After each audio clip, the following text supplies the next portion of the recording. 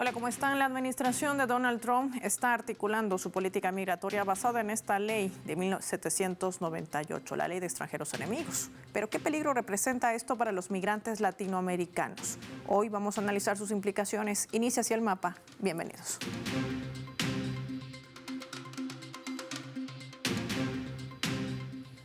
Les proponemos revisar los últimos movimientos militares que planea hacer la administración de Donald Trump, sobre todo en la frontera sur con México. Por ello, vamos a desplegar nuestro mapa. Nos preguntamos, ¿tensión fronteriza entre México y Estados Unidos? Vamos a identificar a estos dos países con los colores de su bandera. Vamos a ver de color rojo, allí identificado en nuestro mapa, el punto fronterizo, sí, este muro que además se extiende desde el Golfo de México hasta el Océano Pacífico. Mide aproximadamente 3.150 kilómetros. Estamos hablando de terrenos que van desde desiertos y montañas hasta los cauces del río Bravo o el río Grande. Limita con 6 estados mexicanos: Baja California, Sonora, Chihuahua, Coahuila, Nuevo León y Tamaulipas. 4 estados estadounidenses: California, Arizona, Nuevo México y Texas. Diariamente un gran número de personas transita de manera legal a través de los numerosos puertos de entrada a lo largo de esta frontera. En enero de este año, el presidente de Estados Unidos emitió órdenes ejecutivas sobre la política migratoria que implementaría su gobierno. Él las calificaba como iniciativas que incrementan la necesidad humanitaria de las personas de tránsito, políticas que endurecen además y criminalizan al mismo tiempo la migración. Entre estas órdenes se encuentra que cualquier persona que cruce la frontera sin documentación no podrá invocar las disposiciones de la Ley de Inmigración y Nacionalidad, incluido el derecho a solicitar asilo. Como segundo punto, manifiesta impedir el uso de la aplicación de aduanas y protección fronteriza. Hablamos del CP1, la única vía para solicitar asilo. La aplicación permitía a las personas participar en un sistema de lotería para programar citas en cruces fronterizos específicos. Como tercer punto, señalaba el aumento de las deportaciones desde Estados Unidos, incluyendo la ampliación de la expulsión acelerada que permite la deportación sin trámite judicial, lo que se conoce también como deportaciones en caliente, duramente cuestionada por defensores de derechos humanos. ¿Qué implica todo esto? Vamos a sumar también algunos otros datos en nuestro mapa. En su segundo mandato, Donald Trump ha incrementado el control en la frontera. Apenas escasas horas como presidente declaraba, recordemos, una emergencia nacional en esta frontera sur y emitía medidas como enviar más tropas militares y la reinstalación de los protocolos de protección al migrante. El 12 de abril, Trump autorizó a las Fuerzas Armadas de su país tomar el control de terrenos federales que se encuentren a lo largo de la frontera con México. Por ello, la fotografía la presenta Claudia Sheinbaum. Y con ello también planteaba la construcción de una base militar. La transferencia de emergencia de cerca de 45.000 hectáreas de tierras federales en la frontera común a este control militar y convertirla en parte de una instalación del ejército. Sería un intento de Trump para evadir una ley federal que prohíbe el uso de tropas de Estados Unidos en la aplicación de la ley interna en suelo estadounidense. Recientemente, el Comando Norte de Estados Unidos anunciaba la creación de una nueva zona militar restringida de más de 100 kilómetros en la frontera con México, anexándola a la base de Fort Bliss, cerca del Paso, en Texas. A esto, la presidenta de México, Claudia Sheinbaum, presentaba una nota diplomática por la determinación de Washington de considerar la frontera una zona militar. La nota solicita también aclaraciones sobre las intenciones detrás de esta medida. En el documento, Sheinbaum enfatiza la necesidad de mantener el diálogo y la cooperación bilateral y subraya la importancia del respeto sobre la soberanía mexicana. Siempre lo ha manifestado así. Específicamente incluye en esta petición que las tropas estadounidenses no traspasen el territorio mexicano y solicita explicaciones sobre las actividades que llevarán a cabo en esta extensa área bajo control militar. El terreno federal, conocido como la Reservación Roosevelt, fue cedido por el presidente Trump al Departamento de Defensa. Esta es un área que extiende aproximadamente 60 pies de ancho y 632 millas a lo largo de la frontera en California, Arizona y Nuevo México. Por esta razón, la presidenta enfatizaba, es una decisión de ellos, pero debe respetar el territorio mexicano. Puede hacer lo que desee desde su lado, pero la soberanía la tenemos nosotros, los mexicanos, decía Sheinbaum. De esto y más vamos a hablar con nuestros invitados. Nos acompaña en directo para hablar de este escenario Pedro Miguel, es analista, además de periodista y articulista del diario mexicano La Jornada. Nos acompaña en directo desde México. Qué gusto tenerlo en el mapa. Gracias por su tiempo para Telesur. Bienvenido. Buen día, Paula. Muchas gracias por la invitación. Primero que nada, ¿cómo entender estos movimientos que hace la administración de Donald Trump, sobre todo cuando hablamos de migración, que ha sido uno de los temas más polémicos desde que iniciaba su campaña y bueno, desde que llegó nuevamente al gobierno de Estados Unidos? Hay una campaña que es sobre todo propagandística, destinada a acusar a los más xenofóbicos, fascistas, racistas de Estados Unidos, y que se ha traducido en un sadismo en contra de las y los migrantes, indocumentados o no es lo de menos, ya no importa tener los papeles en orden o no, que a su vez se traduce en racias, en persecuciones, en separación de familias, en secuestros virtuales para mandar gente a los infiernos carcelarios de Nayib Bukele. Pero quiero ser muy enfático en esto. No es una política de expulsión masiva de migrantes, es una política de escarmiento. A ver, en el norte de México, el gobierno mexicano ha instalado albergues para recibir a los deportados. Esos albergues están casi vacíos. Sabemos que hay venezolanas y venezolanos que han sido enviados a los campos de concentración de Bukele, pero son escarmientos del gobierno de Estados Unidos. No es que hayan mandado decenas de miles. Se busca de la manera más cruel y más sádica, insisto, disuadir la migración, pero hasta donde vamos, el número total de deportaciones ha sido históricamente bajo si se le compara con las que realizó Biden en el mismo periodo, si se le compara con las deportaciones de Obama o las de Bush hijo o las de Clinton. Es un número muy pequeño. Pedro Miguel, cuando usted dice escarmentar, ¿a quién escarmienta la administración de Trump? ¿A los migrantes o a los gobiernos de donde proceden estos migrantes? Es una buena pregunta. El hecho es que Estados Unidos necesita a los migrantes. Por eso no hay ni va a haber deportaciones masivas, porque los migrantes son un componente fundamental de la productividad y de la competitividad de la economía estadounidense ante Asia y ante Europa, ¿no? Entonces, bueno, queda la segunda hipótesis, es a los gobiernos. Posiblemente sea a los gobiernos, sea un acto de hostilidad hacia los gobiernos, ¿no? Y todo esto inscrito en la típica hostilidad trumpiana de amenazar con que te voy a matar o qué me ofreces para que no te mate, ¿no? Porque ese es su estilo de negociar. Increíble. Y en medio de este escenario siguen saliendo informes reveladores también de organismos defensores de derechos humanos. Quiero sumar uno en particular. John F. Kennedy, Human Rights, daba una conferencia y decía que cerca del 40% de estos migrantes detenidos, usted nos decía, varios de ellos llevados hacia El Salvador, hacia el CECOT, una cárcel para terroristas, hay que decirlo, tenían el TPS, tenían el asilo o estaban tramitando el mismo ante las instancias migratorias legales de Estados Unidos. Aún así, fueron deportados. Pero también revelan que el 90% de estos migrantes latinoamericanos, pues ni siquiera tenían un proceso abierto ni en Estados Unidos ni en El Salvador. Esto va a ser remitido al Congreso de Estados Unidos. Aquí mi pregunta, Pedro Miguel.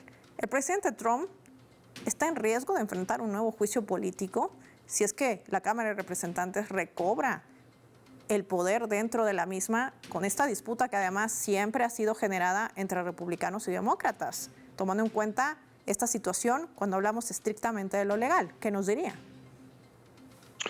Sería en todo caso a partir del año entrante, porque cuando haya elecciones de término medio, porque los republicanos no van a votar por el impeachment de Trump, porque Trump tiene absolutamente avasallado al Partido Republicano.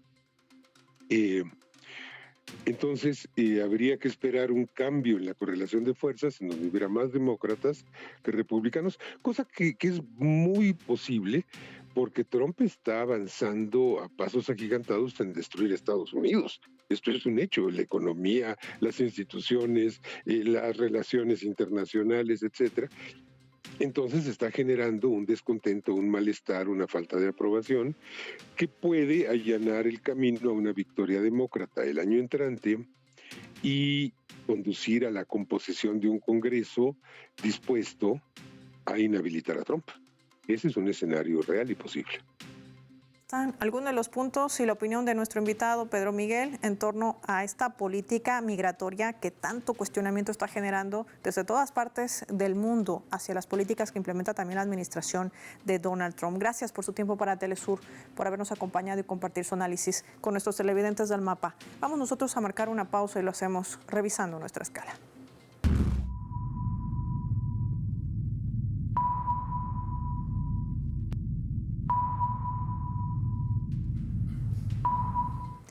En imágenes les vamos a mostrar un vídeo. Esta es una compilación de las masivas movilizaciones que se han desarrollado en toda Latinoamérica, no solamente reivindicando la lucha de la clase obrera el 1 de mayo. La jornada también sirvió para denunciar las políticas ilegales migratorias que sigue aplicando la administración de Donald Trump hacia los migrantes latinoamericanos, pidiendo por su liberación. Así también se sumaba la solicitud de levantamiento del bloqueo hacia Cuba y las sanciones ilegales que pesan sobre los países de la región. Una vez más, la solidaridad de la clase trabajadora se hizo sentir. Ya volvemos.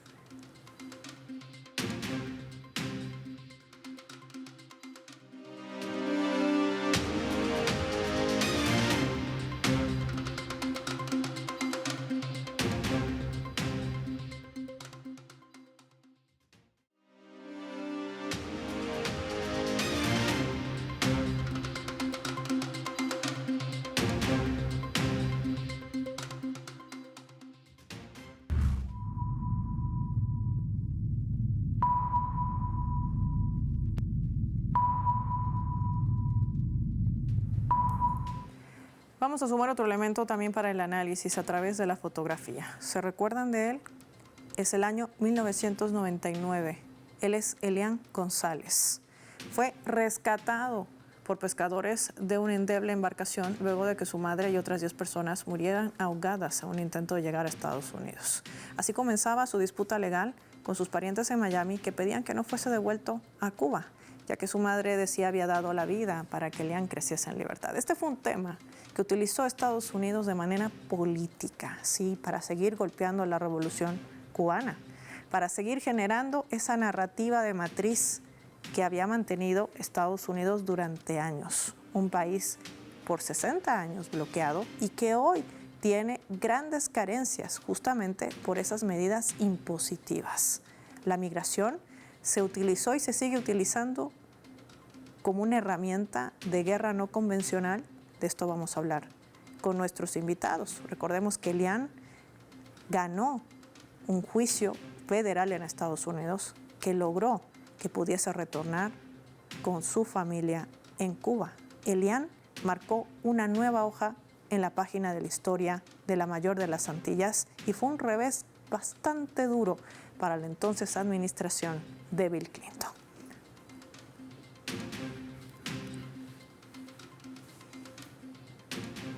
Desde México nos acompaña Adrián Ramírez, quien es presidente de la Liga Mexicana por la Defensa de los Derechos Humanos. Qué gusto tenerlo en Telesur, gracias por su tiempo.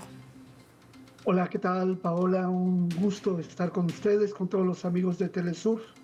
Adrián, cuando recordamos lo que sucedía el año 1999 con Elian, el balserito, usted recordará este caso que marcó también un punto de inflexión en cómo se aplicaban las medidas migratorias de Estados Unidos. Los artífices, lo voy a entrecomillar, de los derechos humanos, de los defensores de las reglas de la democracia en el mundo. Pero, ¿qué ha revelado este caso, sobre todo tomando en cuenta la coyuntura actual, de cómo están siendo tratados los migrantes latinoamericanos con la invocación de esta ley que data de 1798? Paola, yo creo que ya no más hablar de artífices de la democracia, de los defensores de los derechos humanos en el mundo, del país, de las libertades. No. Hay que ya decirlo siempre y sin temor a equivocarnos, que lamentablemente Estados Unidos es el país que promueve el terrorismo, que promueve las guerras, que promueve el saqueo de los pueblos y la violación a los derechos humanos. Llena de emoción este ejemplo que han puesto hoy Paola con el caso de Elian, porque representa cómo las políticas matan personas, porque no permiten la migración segura, porque exponen a la población mundial que trata de huir de la guerra o de los desastres económicos o climáticos para buscar espacios de oasis para poderse desarrollar, y cómo los exponen a la muerte, al sufrimiento y al dolor de una manera tan terrible que no se puede llamar a un país democrático que se beneficia de este tipo de políticas. Hay que comentar que el próximo año cumplirá 250 años esas 13 colonias que despojaron al territorio de nuestra América de grandes porciones por la guerra, por la imposición, por el exterminio, por el saqueo, por la expoliación de los pueblos.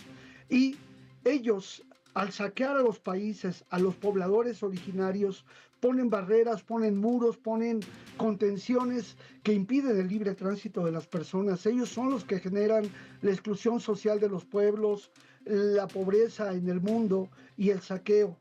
Y es por ello que se benefician de la migración, porque hacen creer que las personas migrantes son personas que no tienen derechos y por lo tanto se les da un beneficio, el poderles emplear o el poderles permitir el ingreso a sus países, cuando ellos han generado la exclusión social en los mismos donde ellos son originarios, al pagar salarios miserables, al despojar durante 40 años en este proceso del neoliberalismo, y que hoy trata de subsanar Estados Unidos poniendo nuevamente una política de control migratorio y de expoliación de los pueblos para tratar de llevar a Estados Unidos toda la riqueza que en el mundo despojan a nuestros pueblos, Paola. Adrián, y esto además tiene que ver con las decisiones solamente políticas. A eso va mi pregunta y quiero compartir con ello nuestra leyenda para poder analizar este otro escenario, o quizás se pueda denominar la otra cara de la moneda en Estados Unidos. Veamos.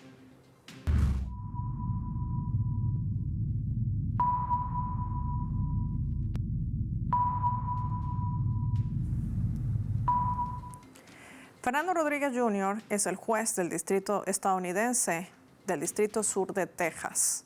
Él recientemente ha emitido un fallo respecto a esta ley, la de enemigos extranjeros de 1798. Y esta es parte de lo que decía su sentencia: permitir que el presidente defina unilateralmente las condiciones en las que puede invocar la ley de enemigos extranjeros y luego declarar sumariamente que esas condiciones existen, eliminaría todas las limitaciones a la autoridad del Poder Ejecutivo bajo la ley de enemigos extranjeros y despojaría a los tribunales de su papel tradicional de interpretar los estatutos del Congreso para determinar si un funcionario del gobierno ha excedido el alcance de este estatuto. Lo dice un juez federal, no lo dice un político, no lo dice un opositor, lo dice la justicia en Estados Unidos, o bueno, una parte de ella.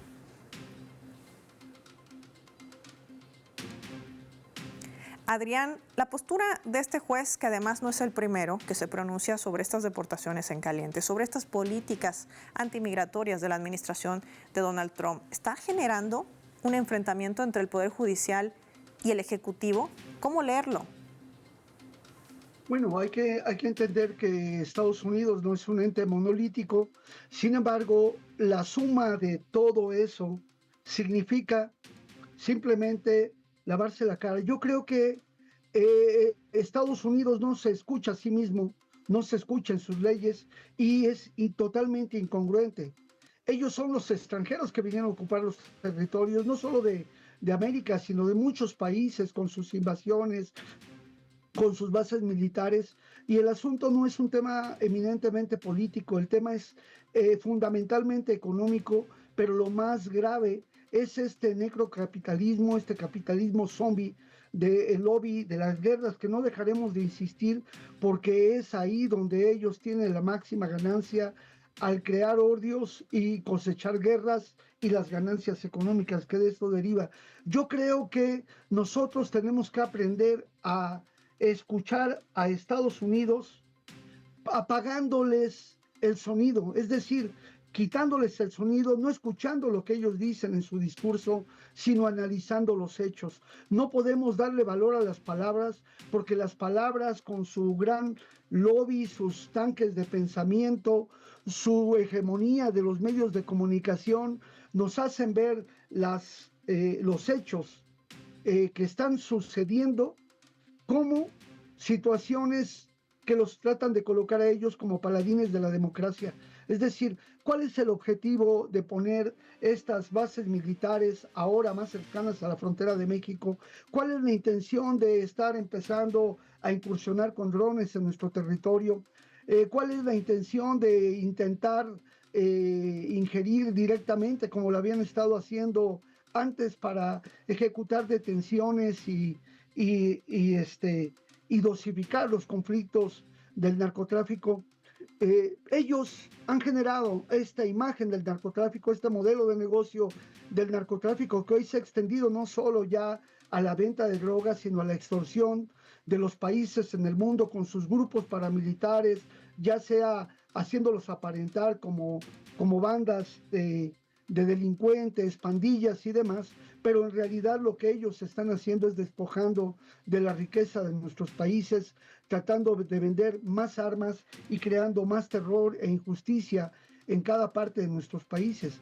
Ese es el objetivo fundamental, porque si ellos realmente quisieran combatir la situación migratoria, en lugar de gastar grandes sumas financiando la guerra para que después los pueblos queden endeudados para pagar todas las armas que la cooperación en materia militar les ha llevado, es una situación terrible. La devastación que están haciendo en el territorio palestino, la situación que se vive allá en el conflicto de la OTAN en Ucrania contra Rusia, lo que vivimos ahora en el Ecuador y en varias partes de nuestros países, es terrible. No les importa, no, ellos dosifican los conflictos. Si realmente quisieran una política migratoria adecuada, extenderían órdenes a todos sus consulados y embajadas para que ahí se tramitaran las visas, se regulara la inmigración, porque ellos han robado nuestros talentos, es decir, los grandes talentos que cada país ha tenido que formar y que ha invertido en su educación. Ellos se los roban, se los llevan y les pagan. Han robado tecnología, han saqueado las riquezas, han saqueado las fuentes de energía, la mano de obra de los pueblos para tratar de mantenerse en esa posición. Ese es el asunto, no es solamente el tema migratorio, porque si realmente quisieran resolver la migración, deberíamos de tener libre tránsito a todas las personas en el mundo. No habría mayor control migratorio que el asunto delincuencial y sanitario, y entonces permitir el libre tránsito de las personas, de las mercancías, de la cooperación internacional. Paola, ese es el asunto, que tenemos que aprender a escuchar Estados Unidos, apagándoles el sonido, no escuchando la voz de ellos, sino escuchando los hechos que día a día hacen en cada parte del planeta. Creo que esa lucha exitosa del pueblo cubano por el caso de Elian es lo mismo que hoy hace Venezuela con sus migrantes, ya lo hizo Ecuador en su momento, ya lo está haciendo México también, pero creo que los pueblos del mundo nos ha llegado el momento de entender que a Estados Unidos no se le puede creer absolutamente nada y que no hay que escuchar lo que nos dicen, no hay que leer lo que ellos pregonan, no hay que consumir los productos que ellos exportan y sobre todo la cultura y los medios masivos de comunicación que lamentablemente tienen una mella muy importante en la población de nuestros países, e incluso ese adoctrinamiento que hace que muchas personas, millones, crean todavía que es Estados Unidos el que puede ayudar a mejorar las cosas en los países, con esta ultraderecha que trata de dar sus últimos estertores. Y afortunadamente los pueblos del mundo están hoy reaccionando de manera importante. La lucha de los pueblos de América no cesa, la lucha de los pueblos de África, de Asia, están fuertes. Es decir, llegó el momento de los pueblos, de la soberanía de los pueblos y hermanarnos como naciones, porque lamentablemente los aires de guerra vienen, hay que evitar el reclutamiento forzado, hay que evitar los gastos militares, hay que buscar la cooperación para el desarrollo y la solidaridad de los pueblos. Paola.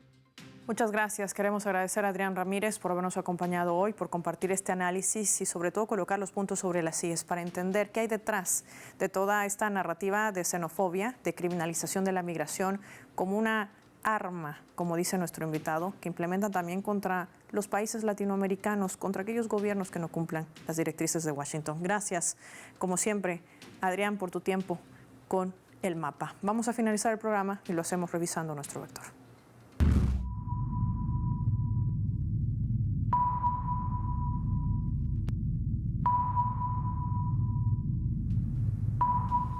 Nuestro radar en el mapa hoy nos refleja las 3 claves sobre este tema. 1. Ilegalidad.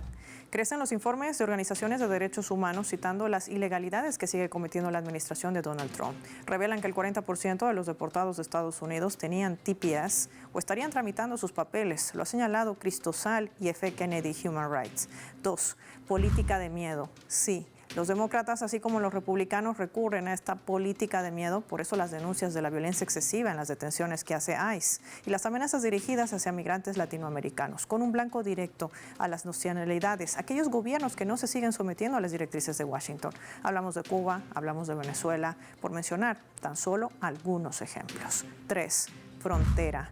Esto dirige Trump su política proteccionista bajo la línea de la militarización en la frontera con México, pero no responde a las raíces que han obligado a migrar a miles de latinoamericanos, como son las sanciones económicas. Estados Unidos, en vez de seguir aplicando más dinero para generar guerras, para generar invasiones en los pueblos del mundo, debería dirigir su fuerza para establecer los mecanismos de una migración segura. La narrativa que utilizan a través de los medios de comunicación para implantar la xenofobia está generando consecuencias atroces en la migración de América Latina y el resto del mundo. Una pregunta que queda sobre la mesa: ¿hasta qué punto llegará esto?